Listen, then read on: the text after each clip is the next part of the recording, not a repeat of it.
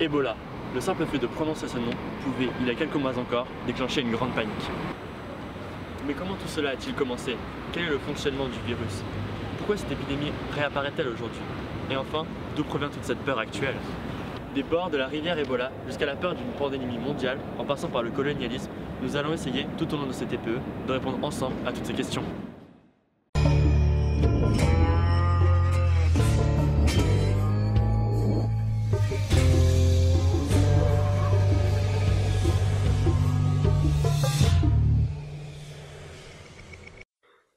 Dans un premier temps, nous allons voir où et comment est apparu le virus. Puis, dans un second temps, Mathieu nous expliquera le fonctionnement du virus, ses symptômes, ainsi que la manière dont il est transmis.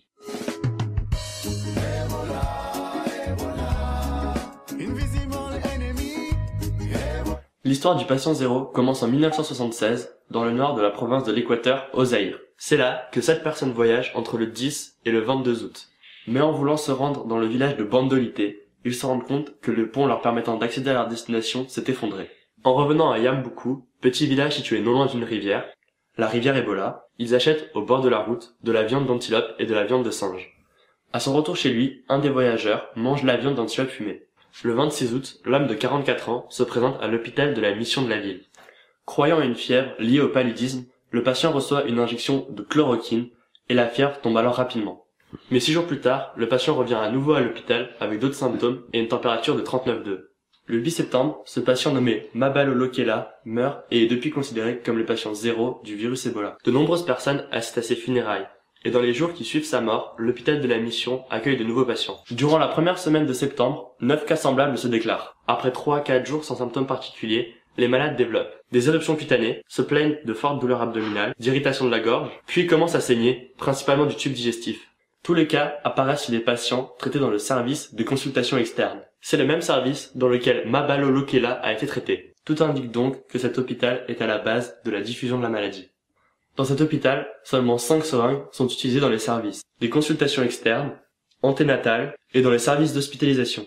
Le plus souvent, ces seringues sont utilisées pour faire des injections de vitamine B ou de gluconate de calcium à des femmes enceintes. C'est pourquoi presque tous les cas de décès chez des femmes allant de 18 à 29 ans étaient des femmes enceintes prises en charge dans l'hôpital de la mission de Yambuka. En effet, les seringues et les aiguilles utilisées n'étaient pas stérilisées entre chaque patient, mais seulement rincées par un jet d'eau chaude. La majorité des cas liés aux injections administrées dans cet hôpital surviennent dans les 4 premières semaines après la mort du patient zéro. Dans les mois qui suivent, plusieurs autres cas sont détectés. Une surveillance épidémiologique est mise en place. Mais le virus est isolé dans 3 laboratoires, aux États-Unis, en Belgique et en Grande-Bretagne. Des cas continuent à être identifiés jusqu'au 15 décembre et la situation d'urgence sanitaire est levée le lendemain. Des mesures simples mettent fin à l'épidémie. L'arrêt des injections et l'isolement des malades dans leur village. Au total, le virus aura fait 280 décès et seulement 38 survivants, soit un taux de létalité de 88%. Et l'épidémie aura touché 55 des 250 villages de la région. Une autre flambée épidémique, imputable au virus Ebola, apparaît au Soudan à peu près au même moment, non loin de la frontière avec le Zaïre. Mais le 25 novembre, l'épidémie prend fin. Au total, 284 cas de fièvre hémorragique, dont 151 décès, soit un taux de mortalité de 53%. Apparu pour la première fois en 1976, le virus Ebola fut donc responsable de 2 flambées épidémiques simultanées. La première au Soudan et la seconde en République démocratique du Congo, l'ex-Zaïre. Non liées, elles étaient toutes les deux imputables à une espèce distincte du virus. L'espèce Zaïre et l'espèce Soudan. Au début, les chercheurs pensaient avoir affaire au virus de Marburg. Mais, en 1977, paraît 3 articles relatant l'isolement et la caractérisation partielle d'un nouveau virus, certes proche du virus de Marburg, mais néanmoins différent. Dans un premier temps, ils le baptisèrent virus Yambuku, du nom du village où le patient zéro résidait. Mais par peur de stigmatisation de la population locale, le professeur Carl Johnson propose de le renommer virus Ebola, du nom de la rivière coulant non loin du village de Yambuku. À présent, Mathieu va vous expliquer le fonctionnement du virus, la manière dont il est transmis, ainsi que ses symptômes. En effet, Léonard, le virus Ebola appartient au genre Ebolavirus de la famille des filovirus. Il est de la même famille que le virus de Marburg vu précédemment. Il existe 5 formes de ce virus. Ebolavirus Zaïre, à l'origine de l'épidémie de 2014, Ebolavirus Bundiguyo, Ebolavirus Soudan, Ebolavirus Taille Forest, Ebola virus, Reston. Seules les 3 premières sont mortelles pour l'homme. Nous allons maintenant voir quelle est la structure de ce virus. Ebola, et confiance au docteur.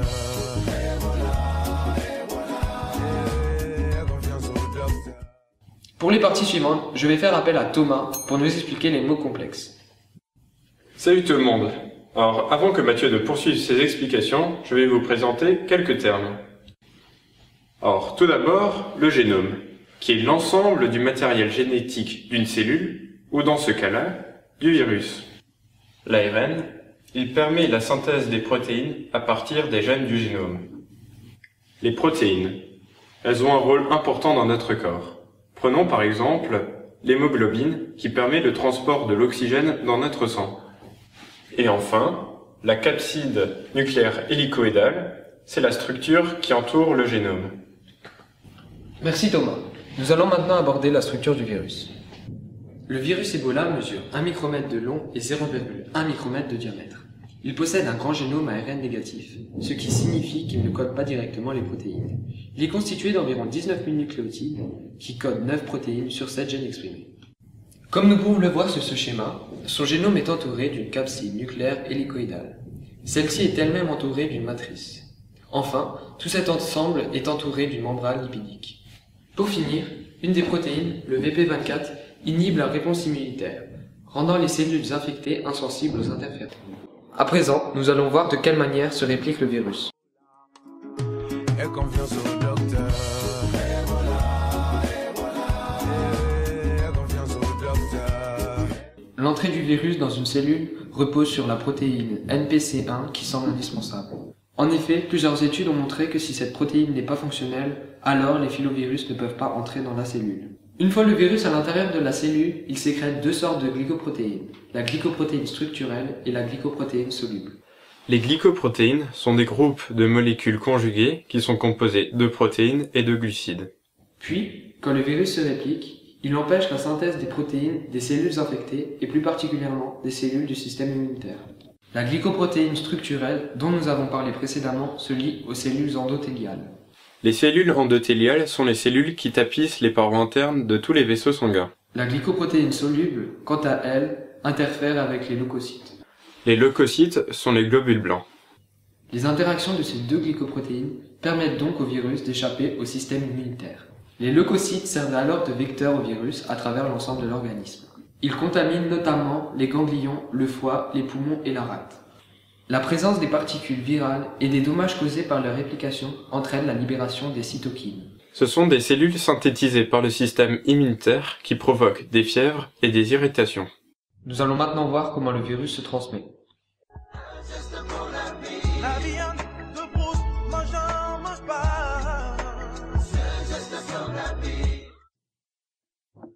On pense que les chauves-souris frugivores de la famille des Pteropodidae sont les hôtes naturels du virus Ebola. Ce virus s'introduit dans la population humaine après un contact étroit avec du sang, des sécrétions, des organes ou des liquides biologiques d'animaux infectés. Ces animaux peuvent être par exemple des chimpanzés, des chauves-souris frugivores, des antilopes ou des gorilles.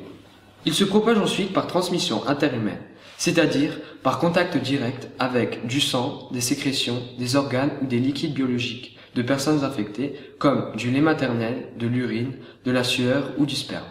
Il peut également y avoir transmission lors d'un contact avec des surfaces ou des matériaux ayant été contaminés, comme les draps ou les vêtements des patients. Des agents de santé ont même souvent été infectés en traitant des cas du virus Ebola.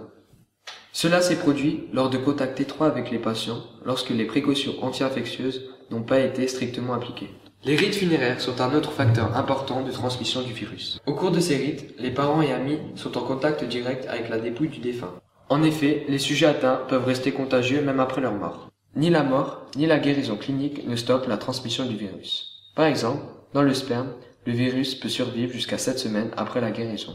Pour achever cette partie, nous allons maintenant parler des symptômes du virus Ebola. D'arrêter Ebola. Et confiance au docteur. Et confiance au docteur. La durée d'incubation, c'est-à-dire le temps écoulé entre l'infection par le virus et l'apparition des premiers symptômes, varie de 2 à 21 jours. Les décès proviennent en moyenne du 6 au 16e jour, et les symptômes démarrent en moyenne au 8e jour.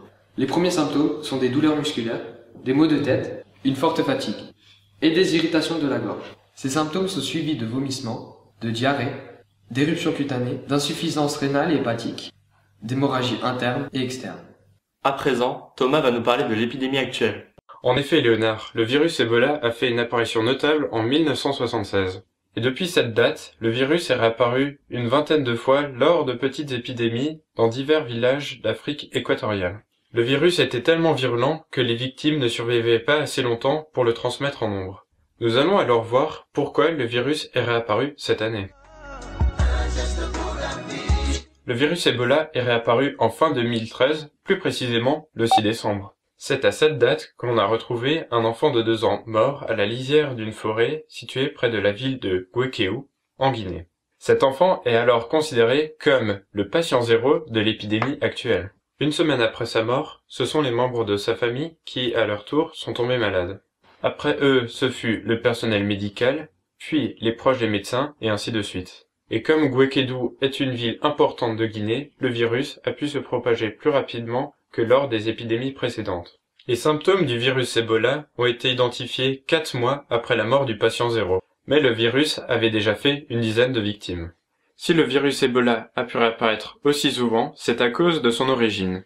En effet, le virus Ebola fait partie des virus d'origine animale. Ce qui signifie que pour éliminer le virus, il faut d'abord identifier l'hôte naturel et le traiter. Or, dans le cas d'Ebola, l'hôte naturel n'est pas vraiment connu. L'hypothèse la plus répandue veut que ce soit une chauve-souris. Mais l'hôte peut également être un petit insecte ou un acarien vivant sur le corps de la chauve-souris. Or, en temps normal, ces chauves-souris ne sont pas en contact avec les humains et sont censés rester au sein de la forêt avec d'autres animaux qui, eux aussi, pourraient être hôtes du virus. Alors, on peut se poser la question suivante, pourquoi ces chauves-souris et ces autres animaux sont-ils entrés en contact avec les humains? Une des réponses les plus plausibles à cette question est la déforestation. Attention Ebola, stop Ebola. En effet, depuis la première apparition du virus Ebola en 1976, l'Afrique et son paysage ont beaucoup changé. L'Afrique, en pleine émergence, a commencé à se mondialiser, entraînant donc la construction de nouvelles routes, de nouveaux bâtiments et d'autres infrastructures. Mais tout ceci nécessite de la place. C'est alors que la déforestation commence. Les chauves-souris et d'autres animaux sont donc délogés et entrent en contact avec les humains lors de la déforestation. Sur cette carte, on peut voir les lieux où Ebola a frappé et sur celle-ci, les endroits où la déforestation a eu lieu. Nous pouvons aisément voir des similitudes entre ces deux cartes. En outre, un contact peut également avoir lieu lors de périodes de chasse. En effet, la viande de singes, de chauves-souris et d'autres animaux de la brousse est très populaire dans ces régions. Attention Ebola, stop. Pour lutter contre le virus, de nombreux moyens ont été mis en place. En effet, de nombreuses organisations se sont mobilisées pour faire face à l'épidémie, comme l'OMS, Médecins sans frontières et l'Union africaine. Des vaccins sont également en cours de test, mais ces derniers n'en sont qu'au stade d'essais cliniques, ce qui signifie qu'aucun de ces vaccins n'est disponible à l'utilisation. En effet, des tests sur les populations atteintes ne sont pas possibles, car, en cas d'échec, la population pourrait être effrayée.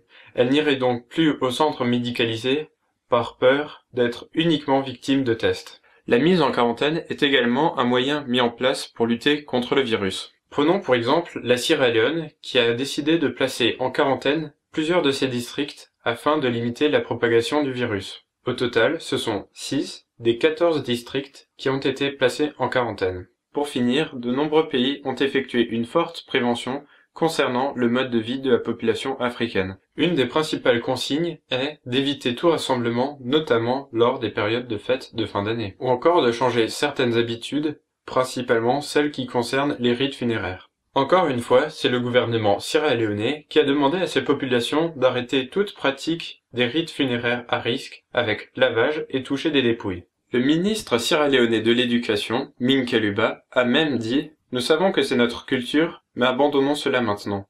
Si ça continue, nous serons tous morts dans peu de temps. » À présent, Mathieu va vous parler de l'impact qu'ont eu les médias sur notre perception du virus. Effectivement Thomas, nous allons maintenant voir quel rôle ont joué les médias dans notre perception du virus.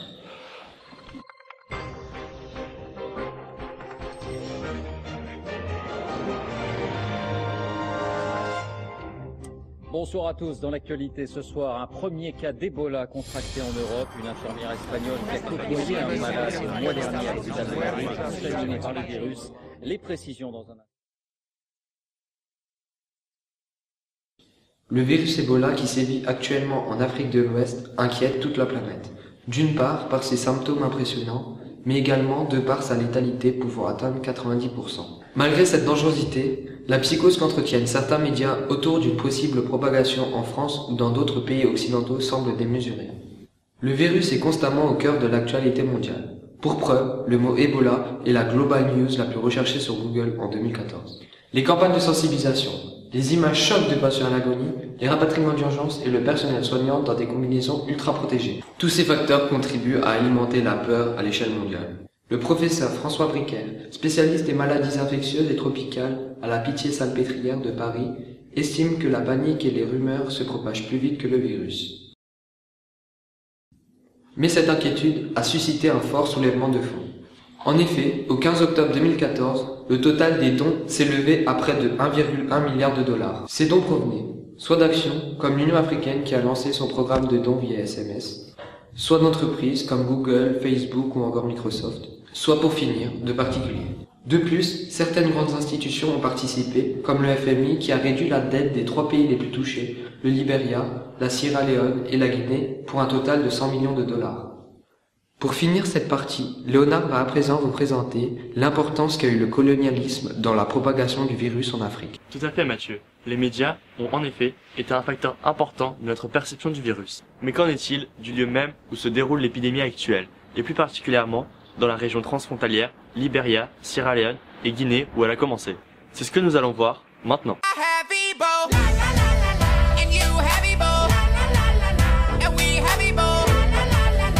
En effet, cette région transfrontalière s'inscrit dans une histoire sanitaire singulière. Elle a été marquée, dès le début du XXe siècle, par une épidémie sévère de maladie du sommeil. Une épidémie majeure de cette maladie a eu lieu après le début de la colonisation, tuant environ 1 million de personnes dans le bassin du Congo. Il est d'ailleurs probable que les déplacements accrus et souvent forcés dans cette région, ainsi que la promiscuité entre les enfants rassemblés dans les écoles, soient à l'origine de cette épidémie. La mobilisation des États coloniaux a donné lieu à des essais cliniques à grande échelle. Les systèmes médicaux mis en place, avec leur lot de vies sauvées, mais également d'accidents thérapeutiques, suscitaient autant d'adhésions que de craintes, provoquant parfois des mouvements transfrontaliers, soit pour accéder aux soins, ou bien pour les fuir. Comme dans d'autres pays africains, la mémoire de cet épisode est ambivalente. Le colonialisme ayant apporté à la fois la maladie et son traitement, les gens ont parfois peur d'aller se faire traiter dans les hôpitaux occidentaux. Certains organismes pensent même que le nombre de malades et de morts est très sous-estimé dû à cette peur. Le virus Ebola est donc apparu pour la première fois chez l'homme en 1976.